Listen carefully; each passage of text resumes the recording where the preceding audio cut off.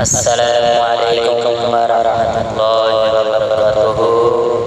معزز سامعین، ایک اعلان سماعت فرما لیں۔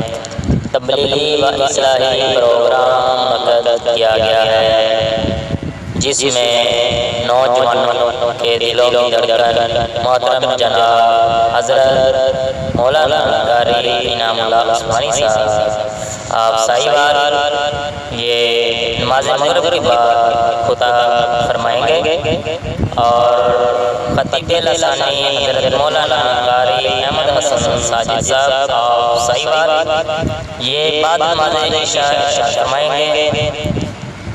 بامقام 30 جولائی بروز جمعہ بعد نماز مغرب، چک نمبر 359 کالونی اوڈا والی، مرکزی جمعیت اہل حدیث سیکٹر چوک شاہجہاں۔